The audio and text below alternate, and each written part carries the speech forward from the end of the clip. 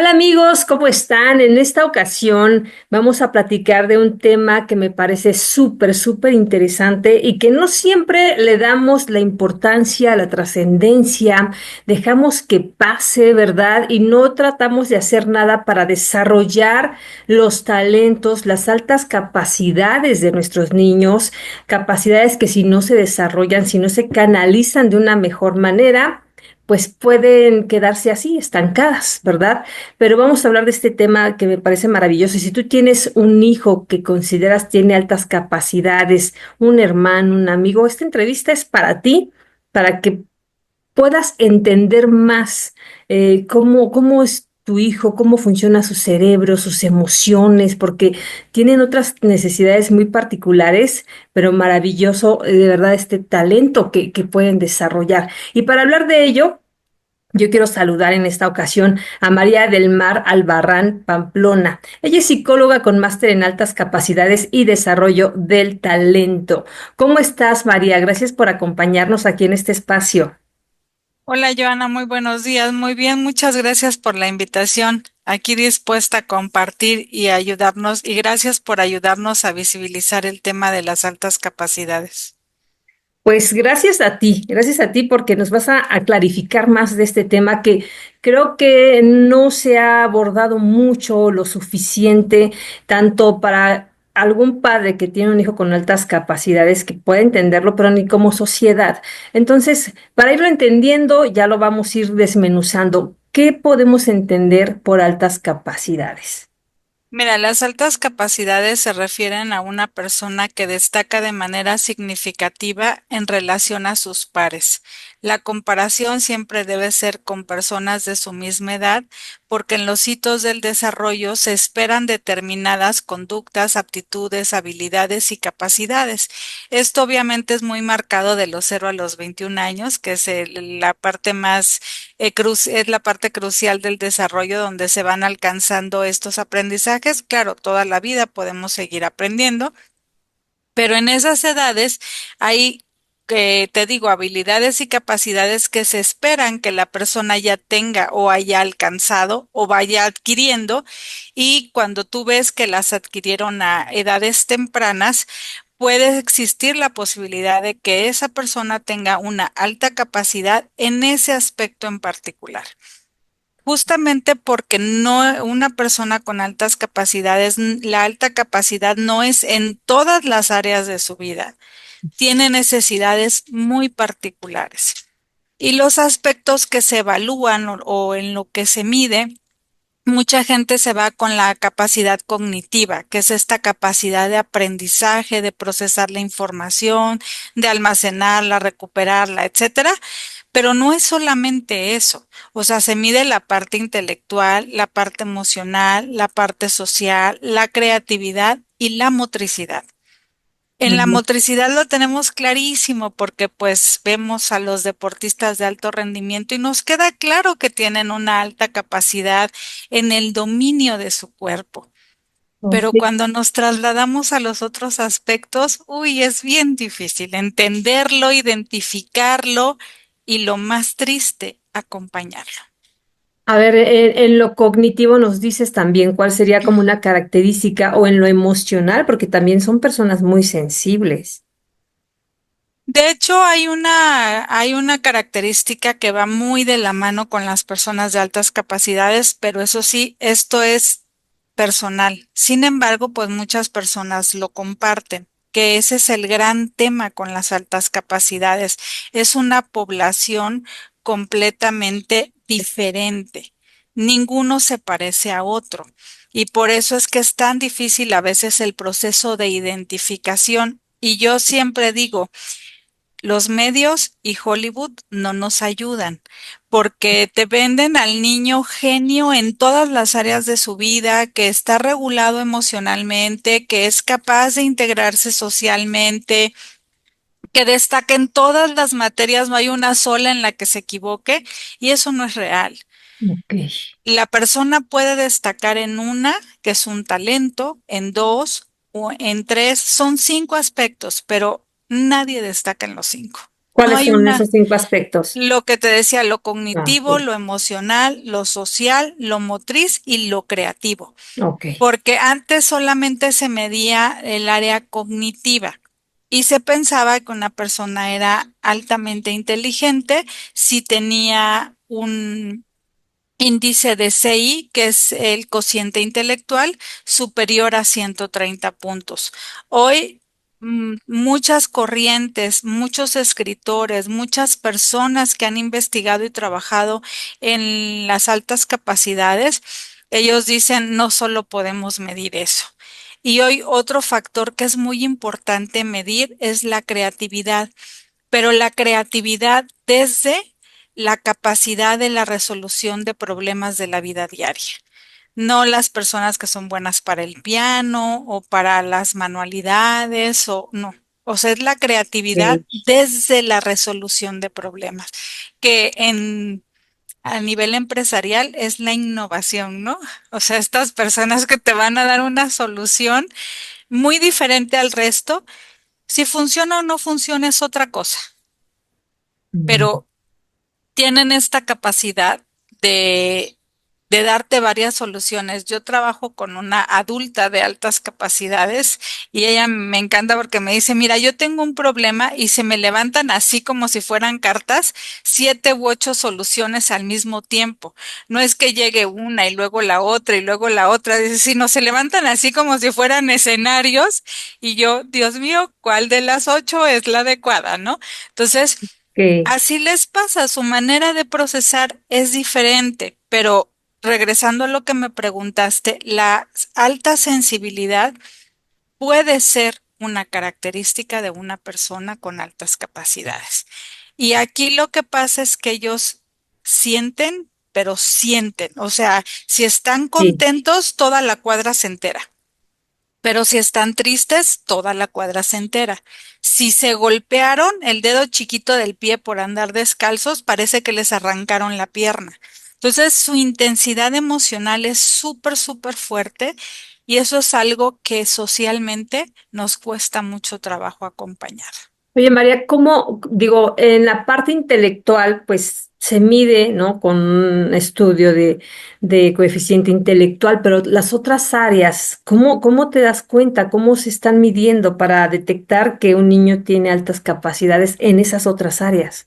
Mira, también hay pruebas estandarizadas para medir la creatividad, para medir la parte emocional, la integración social y obviamente pues la parte motriz. Hay determinados ejercicios. Generalmente se hacen cuando o los miden cuando están viendo que el niño no está logrando lo esperado, porque lamentablemente pues hay muchos más niños o muchas más personas con problemas ya sea del neurodesarrollo, problemas de aprendizaje o algún trastorno en particular que impide que vayan alcanzando eso que se espera que logren a determinada edad. Entonces los evalúan buscando esa parte.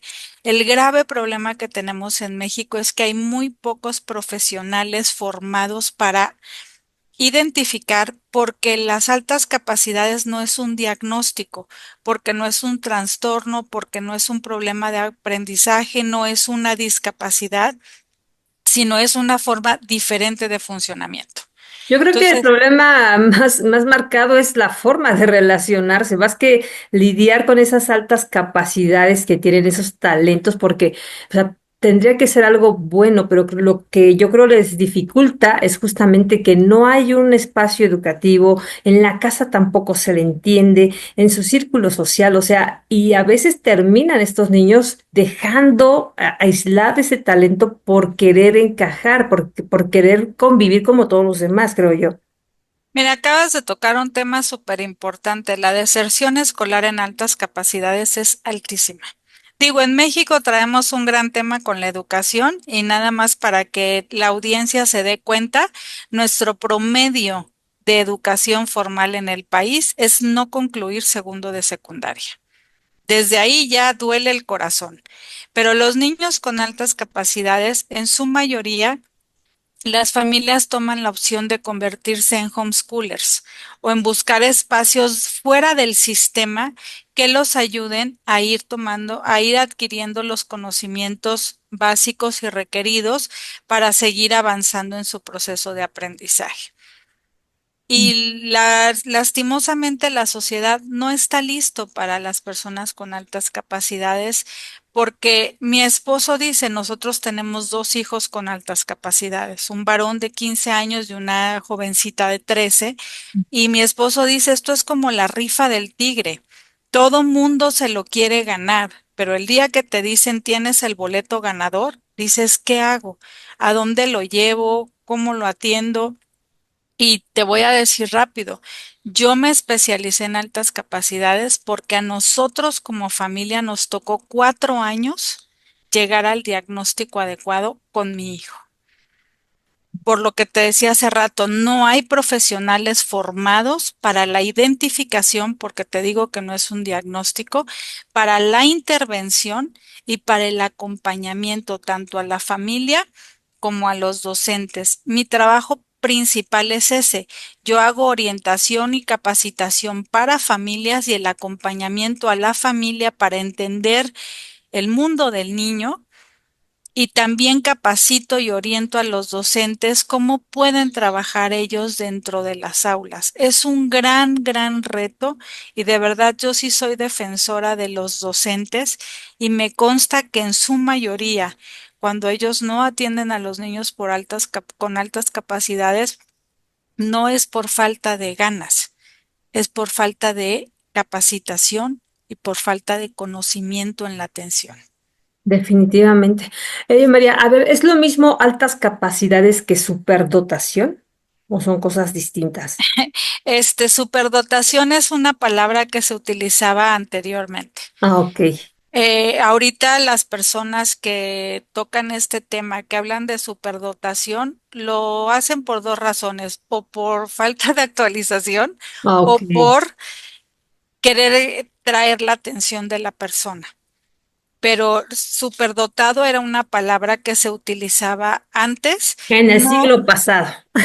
No hay no hay un concepto como homologado a nivel mundial. Ok, De hecho, en México, el término legal, el término adecuado que acuña la Secretaría de Educación Pública y bajo el cual les da atención a los niños con altas capacidades, se llama aptitudes sobresalientes.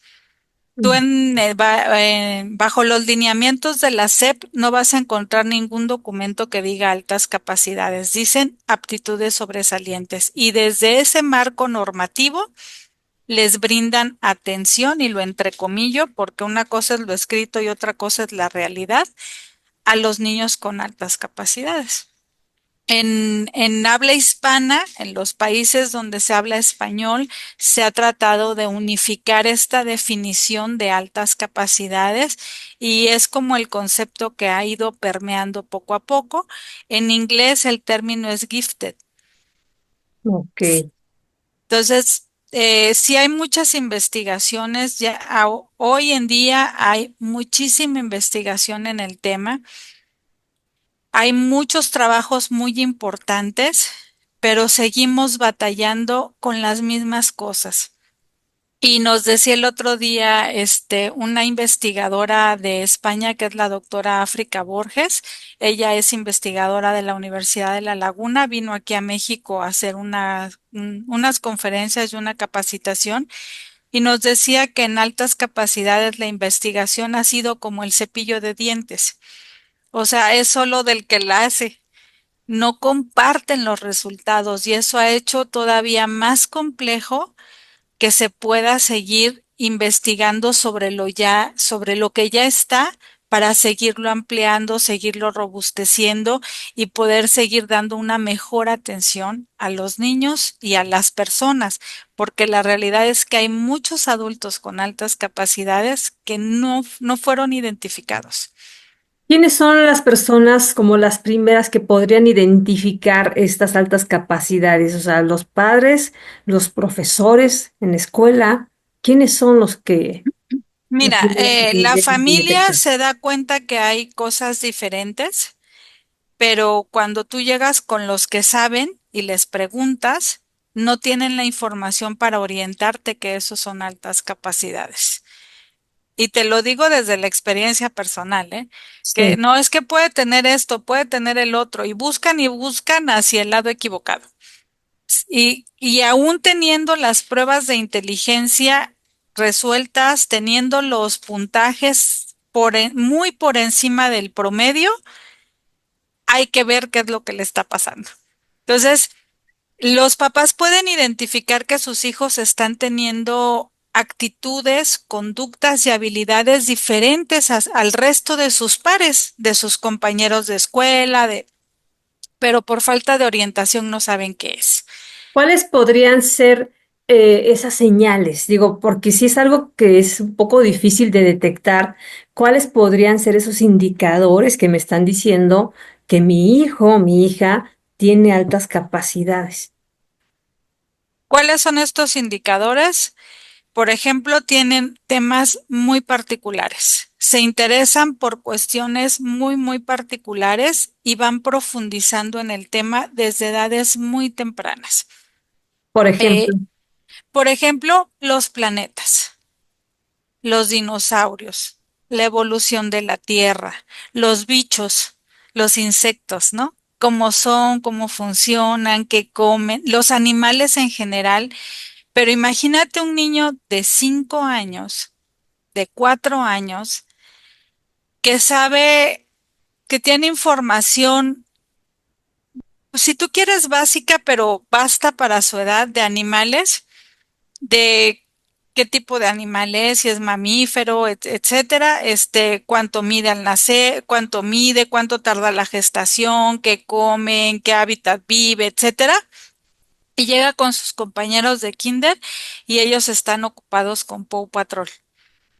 Y Mm. obviamente pues no le entienden, a los compañeros no les interesa el tema a menos que el animal les encante y el otro niño no encuentra un espacio donde compartir lo que sabe, porque si nosotros nos ponemos a pensar, como seres humanos nos sentimos realizados, satisfechos y plenos cuando compartimos con el mundo nuestras habilidades y nuestras capacidades.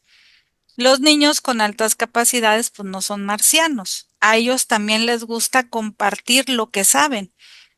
Pero cuando llegas con tu núcleo principal, y ya cállate, que no opine, que ya no levante la mano, que no participe, no nos deja hablar y además le sumas que de repente le dice al maestro, es que esa información que usted me acaba de dar, yo la tengo diferente. Y el adulto así como que no, pues son irrespetuosos, no Sí. siguen reglas, no. Y aquí voy a hacer un paréntesis antes de que se me vayan a la yugular. Los docentes están formados para formar, trabajar y desarrollar alumnos de alto rendimiento académico. Y los alumnos con altas capacidades son muy diferentes a los alumnos con alto rendimiento académico. Los de alto rendimiento académico son los que metes a la caja, la sacudes, se embonan perfecto y no te van a discutir absolutamente nada del sistema. Los niños con altas capacidades les interesa aprender y por eso cuestionan el sistema. Así es. Ese es uno de los grandes riesgos, ¿verdad? Definitivamente, porque al no tener padres interesados en estudiar todo este tema como lo hiciste tú, por ejemplo, para entender y canalizar adecuadamente estos talentos, estas altas capacidades, pues este desarrollo queda estancado. ¿Cómo puede reaccionar un niño, sobre todo cuando ya está en la edad adulta? Un niño que fue reprimido, que no se le atendió, que no se le hacía caso. O sea, ¿cuál es el resultado? Es un niño que a pesar de sigue investigando y desarrollándose porque ya lo trae, o sí llega el momento en que eso se queda como estancado y tal vez vive una adolescencia, juventud frustrada. ¿Qué pasa? Mira, como dicen, hay de todo en la viña del Señor. El sistema educativo, para empezar, mata la creatividad, porque pues todos traen un cuadro sinóptico, ¿no?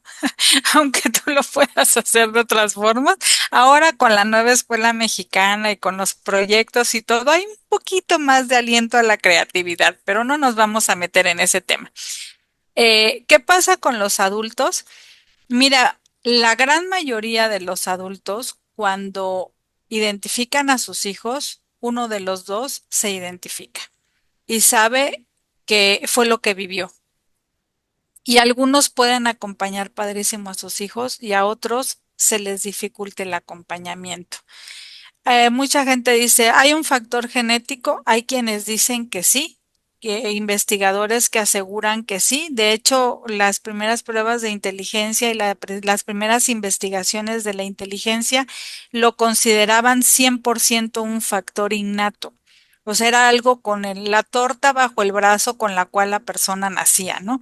Obviamente hoy a través de las investigaciones y todo, pues no solo eso es suficiente, porque el contexto, o sea, los lugares en los que el niño está, convive y se desarrolla, van a ser un factor que desarrolle y facilite las altas capacidades o va a ser un factor que las inhiba. Entonces, con los adultos, ¿qué pasa? Hay personas que el contexto que les acompaña quizá no tuvieron una identificación de altas capacidades, pero sí les acompañó a ese desarrollo del talento, a poner esas habilidades y capacidades a su servicio y al servicio de la sociedad. Y hay otras personas que no, que al contrario, fueron inhibidas esas habilidades, esas capacidades. Y te voy a poner un ejemplo súper simple. Un niño que tiene habilidad para la flauta transversa, y los papás le dicen, de músico te vas a morir de hambre y de orquesta peor. Entonces, Sí. eres bueno para las matemáticas, actuario. O sea, lo que no queremos es que te nos mueras de hambre, ¿no? Y entonces, esa pasión, ese deseo, ese gusto, eso que fluye solito en él natural, pues no, no te va a dar de comer, ¿no? Y entonces, pues va, ahí va de actuario, ¿no? Y a los 15 años de carrera dice, estoy en el camino equivocado, o decide retomar la música, o se mete a una carrera holística, algo más espiritual, y vemos adultos dando giros a sus vidas bien significativos porque la elección que tuvieron de profesional no era la alineada con ellos. Y no solo pasa en las altas capacidades, Era lo que te iba a decir. particularmente en México, como los chavos llegan a escoger carrera. Así es, justamente eso te iba a decir, ¿no? O sea, esto no pasa nada más con niños de altas capacidades, pasa en mucho, y más ahora con redes sociales, con tanta televisión, tanto Netflix, tanto encierro, tanta vida sedentaria. Los papás ven un talento, no generalizo, pero sí muchos, y no canalizan esos talentos, esos dones, esas inquietudes que tienen los niños, ¿no? Entonces hay que trabajar en ello, les hacemos ese llamado a los papás que Mm. no lo echen en saco roto, porque no sabemos si el día de mañana va a ser un gran músico, ¿no? Una persona que tiene una alta creatividad porque se le supo canalizar. ¿Cómo podrían los padres trabajar en conjunto con los maestros o qué solución tú nos das, María, que podría ser la viable cuando hablamos de un sistema educativo que no contempla a estos niños con altas capacidades, que no capacita a sus maestros? O sea, ¿cómo se le hace entonces? Mira, ahí te va, para no meternos en problemas, la ley los contempla, ahí están, ahí está la información, nada más que está en red, en la red, y entonces los maestros se tienen que ocupar en autocapacitarse. ¿Cómo podemos acompañar? Yo siempre se los digo a las familias cuando trabajo con ellas. La verdad afuera es complejo, es difícil. Todo lo que sume afuera, bienvenido. Lo que no, de verdad tenemos que aprender a hacerlo a un lado. Incluye todo, incluso las familias extensas, porque a veces es una gran batalla con las familias extensas el tema de las altas capacidades. Todo lo que sume afuera, bienvenido.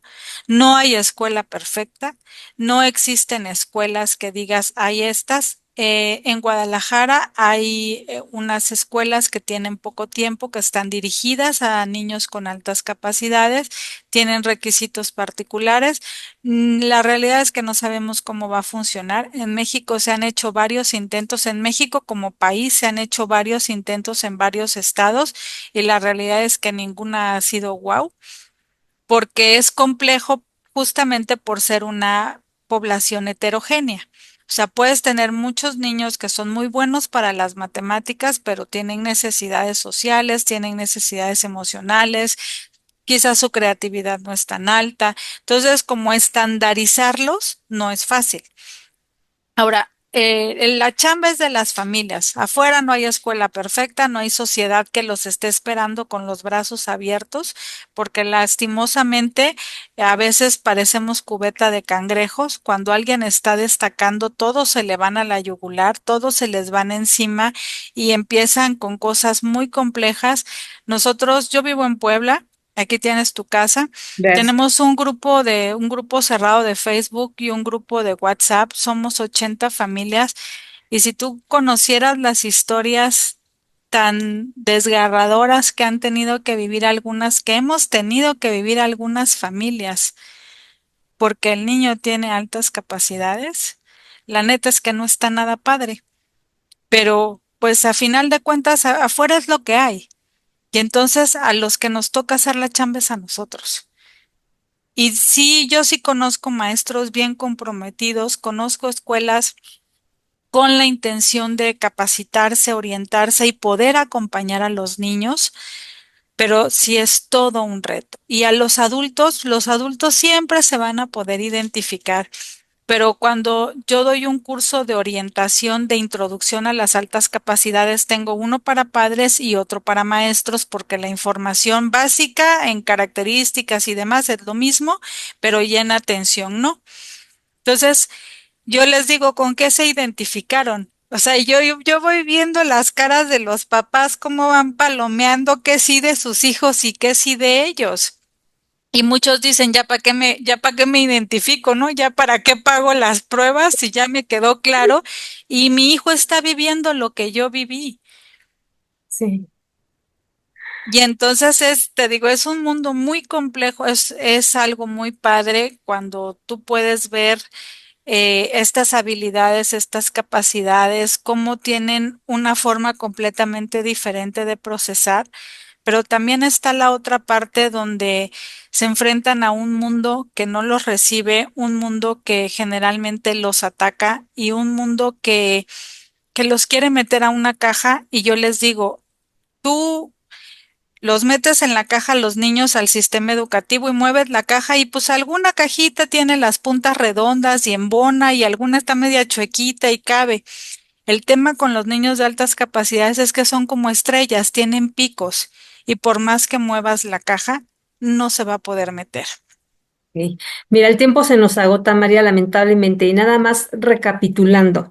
Danos brevemente un indicador por cada uno de estos cinco tipos de altas capacidades que nos dabas al inicio, Ujú. para que les quede más claro a los que nos están escuchando. Danos un ejemplo por cada uno de este tipo para que si lo ven los papás lo detecten. Y obviamente, si quieren más información, también nos compartes tus redes sociales, pero para recapitular, danos un ejemplo de cada tipo. Ahí te va. En la parte cognitiva son personas que tienen aprendizajes diferentes y generalmente son aprendizajes que no necesitan repetición. Por eso en las escuelas se aburren. O sea, se los dices una vez, lo entienden. Son personas que su capacidad tanto de retener información como de recuperarla es muy rápida. Es decir, ya le explicaste un tema, le preguntas y puedes sacar la información que le estás requiriendo sin mayor batalla. Y eso puede ser en cualquiera de las asignaturas de la escuela. No va a ser en todas. Por favor, dejen de sobreexigirles a los niños. Por el hecho de que tengan una buena capacidad matemática, no los quieran obligar a que esa capacidad se traslade a todo, porque no funciona así. ¿Ok? Esa es en la parte cognitiva. En la parte emocional, o sea, son niños altamente sensibles con mucha intensidad y una característica, hay dos características en las que tú te puedes dar cuenta. Primero, que son niños perfeccionistas que pueden quedarse paralizados por su perfeccionismo. Es decir, van a hacer una maqueta, en su cabeza está todo Nueva York y no la pueden plasmar afuera. Y entonces, como el edificio no quedó derecho y no quedó perfecto, entonces ni siquiera lo quieren presentar. Y con ese perfeccionismo hay que trabajar, porque el perfeccionismo extremo no atendido se puede convertir en trastornos en la adolescencia. Entonces, ahí se los dejo para los niños que son súper perfeccionistas. Y la otra es que tienen un alto sentido de justicia social y eso se ve desde edades muy tempranas. Un niño de 5 años que te diga, ¿por qué la gente vive en la calle si hay tantas casas abandonadas? O por qué hay personas pidiendo dinero en la calle, o por qué o por qué las feministas pintarrajean las calles, para hacerse visibles, ¿no? O sea, cosas que un niño de esa edad no te preguntaría. Claro. En lo social es esta parte donde ellos tratan, que es algo que a los papás les preocupa mucho, pero ellos buscan dónde integrarse porque somos seres de sociedad y necesitamos integrarnos. Y muchas veces se encuentran su lugar con personas mayores.